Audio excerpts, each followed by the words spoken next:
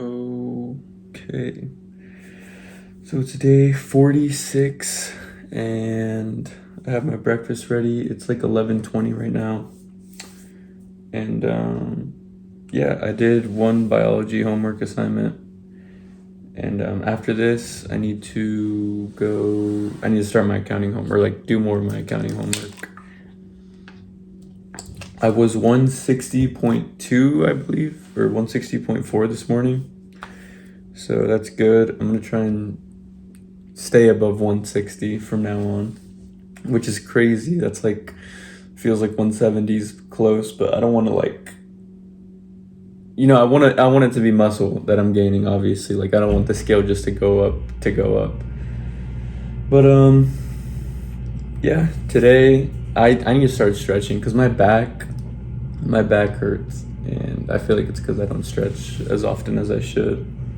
But so today I want to stretch, I want to do homework, I want to edit my video, I want to hit the gym and macros and cardio, and I want to read. So those are my 5 things for the day, and I will try and get them all done.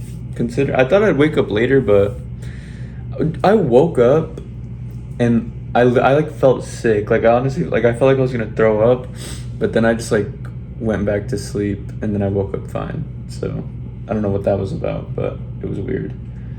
Anyways, here's the macros for this meal. And let me show y'all. Here's my 4 eggs, 84 grams of egg whites, spinach, my turkey bacon, bread, the rump cap with the jam on it, and then here's my yogurt bowl. The peanut butter's in this cup, but here's the yogurt bowl, and I'm gonna put it on when I eat it. So, but yeah, I think that's it for now. So I'll see y'all when I'm probably eating my second meal. Goodbye. Alright, guys. Freaking fly. So I was, I ate my breakfast, and then I went upstairs and I was working on my accounting, and then I was so tired that I just fell asleep until like 4.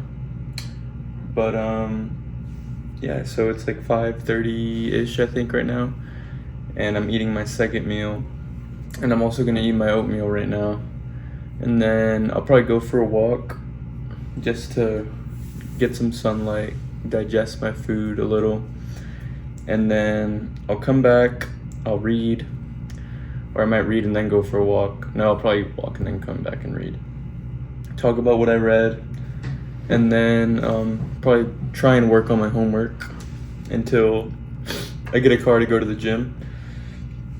But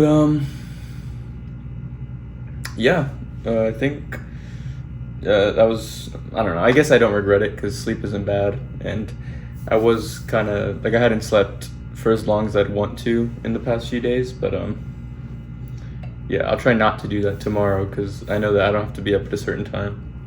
But yeah, anyways, here's the macros for this meal, and let me show y'all the chicken and rice. But also my paycheck hit, and it was not as much as I was hoping for, so I'll probably just not save or invest any of it because I'm literally gonna get paid jack this next weekend, or this next week, because I literally worked 1 day. But yeah, so I'll probably just use it to buy groceries like throughout the week and stuff. But I don't know if I'll combine. No, I mean, well, yeah, I will combine the oatmeal and the chicken into this one meal because I'm gonna eat them. Like, you're about to watch me with the oatmeal bowl in like a few seconds. So anyways, yeah, I'll see y'all when I'm eating my oatmeal bowl for this meal. Goodbye. Alright, guys, my oatmeal bowl's done. And I just want to take a few seconds to thank PB Fit, bro. To the inventor of PB Fit, I love you for your creation. But let me show y'all. This one looks actually way different than the usual. So raspberries, blueberries. Believe it or not, there is oatmeal and chocolate under this layer of awesomeness at the top. But no bananas because they're all green right now. And yeah, this is honestly, I might switch to just blueberries and raspberries for everything. But the only reason I eat the bananas is for the potassium. And but I also have the sweet potatoes for that. And then if I switch the rice for potatoes, then I'll have potatoes for that. But I don't know how much potassium I get from eating bananas compared to if I were to just only eat potatoes as carbs. But this looks insanely good. I'm about to demolish it, and I'm about to go do what I said I was gonna do, which is go for a walk and read. And yeah, I might eat a fruit bowl later, but I don't know, depending on the calories. Also, I need to shave, but I don't like shaving every time I just get facial hair because then it irritates my skin, and then that's just annoying. But yeah, I should probably do that sometime soon. Anyways, but yeah, I'll see y'all when I'm reading. Goodbye. I'm recording this in 0.5, so I hope you can see me well. But, what's it called? I'm gonna talk about what I read because, I read before I went to the gym, but it was getting late, so I just decided to leave and do the talking when I came back. But, Leviticus chapter 11, just goes over the clean and the unclean animals, or meats, it says. And the Lord basically tells Moses and Aaron to inform the Israelites that these are the animals that are clean, and that the animals they can eat, and the unclean animals that they can't eat. And so I'll tell you the animals. So it says the land animals. It says the criteria for them to be clean is if they had a split or it says cloven in the Bible, but a split hoof, and chewed the cud. I don't know what's the cud. So the cud is it's the process of ruminating where animals regurgitate food to re-chew it, a process that has been interpreted by some as a spiritual metaphor for meditating on and assimilating God's word. Chewing the cud.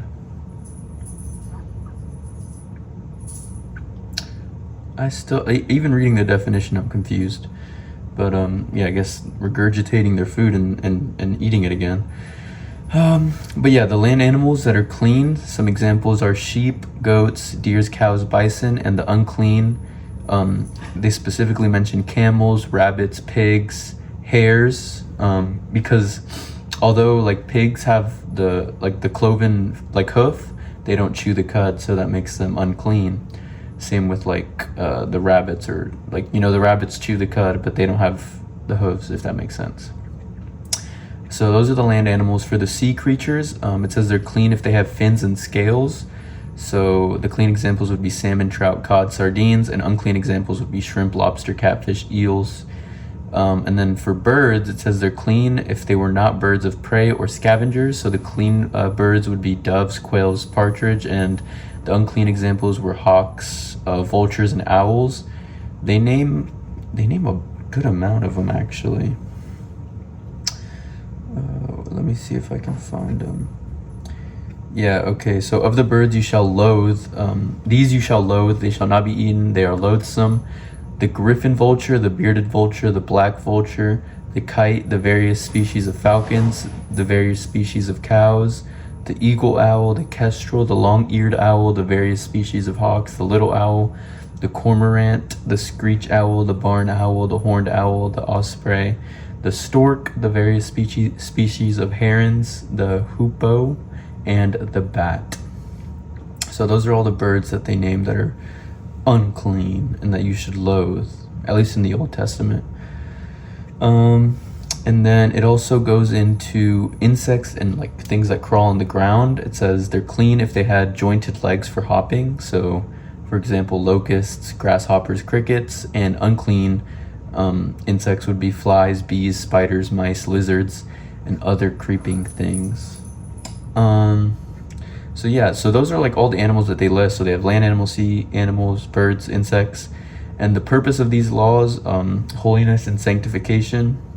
So it says the primary purpose was to teach the Israelites to be holy and set apart for God, reflecting his own holiness. And in the Bible, I'm pretty sure it said, like it says that, but in other words, essentially. It says, "For I, the Lord, am your God. You shall make and keep yourselves holy, because I am holy. You shall not make yourselves unclean then by any swarming creature that crawls on the ground. Since I, the Lord, am the one who brought you up from the land of Egypt, that I might be your God, you shall be holy, because I am holy." So also there was more. Where does it say?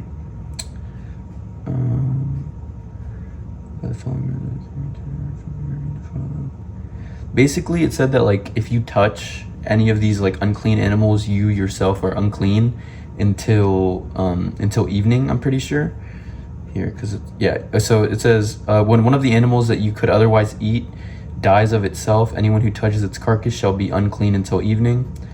And let's see, like it says unclean until evening for like a bunch of different things. So it says, among the various swarming creatures, these are unclean for you. Everyone who touches them when they are dead shall be unclean until evening. So basically, if you touch any of these animals, you're unclean until the evening. And it says individuals who became unclean had to wash their clothes and themselves and wait until evening before they were considered clean again.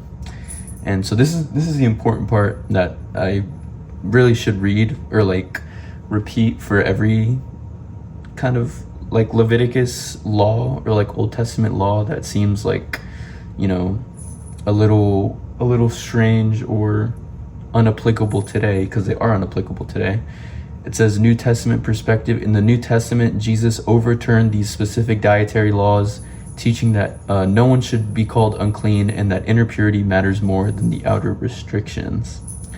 So yeah, purely symbolic, I guess, is what I'm trying to say that these laws are. But so yeah, that's Leviticus 11, and then Leviticus 12 is a really short chapter, just outlining the purification rituals for women after they gave birth to a child. And there was basically like a different criteria for when she gave birth to a boy and when she gave birth to a girl. So it says, "Tell the Israelites, when a woman has a child giving birth to a boy, she shall be unclean for 7 days with the same uncleanliness as during her menstrual period. On the 8th day, the flesh of the boy's foreskin shall be circumcised, and then she shall spend 33 days more in a state of blood purity.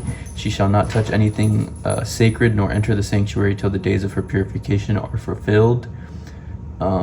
And then it says, "If she gives birth to a girl, for 14 days she shall be unclean as during her menstrual period, after which she shall spend 66 days in a state of blood purity." So I think it's essentially double. Yeah, okay. 33, 66. Yeah, okay. So she's just unclean for double the amount of days as if she were to give birth to a boy. It says, "When the days of her purification for a son or for a daughter are fulfilled, she shall bring to the priest at the entrance of the tent of meeting a yearling lamb for a burnt offering and a pigeon or a turtle dove for a purification offering. The priest shall offer them before the Lord to make atonement for her, and thus she will be clean again after her flow of blood. Such is the ritual for the woman who gives birth to a child, male or female. If, however, she cannot afford a lamb, she can take 2 turtle doves or 2 pigeons, the one for a burnt offering and the other for a purification offering, and the priest shall make atonement for her, and thus she will be clean again." So this kind of sounds a lot like a baptism, I guess, if she has to like, you know, purify herself and her child after giving birth to them by offering something to the Lord. The offerings serve to restore her ceremonial purity, allowing her to return to the community and participate in sacred acts again. Let me search up something real quick.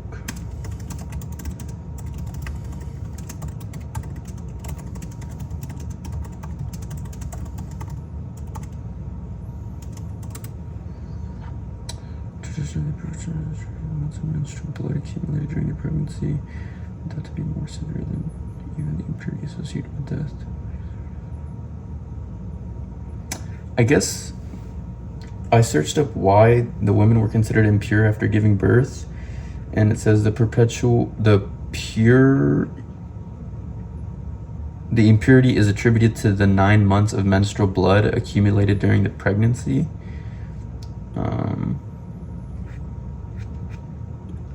Which I don't really understand, but I guess that's why we don't follow these Old Testament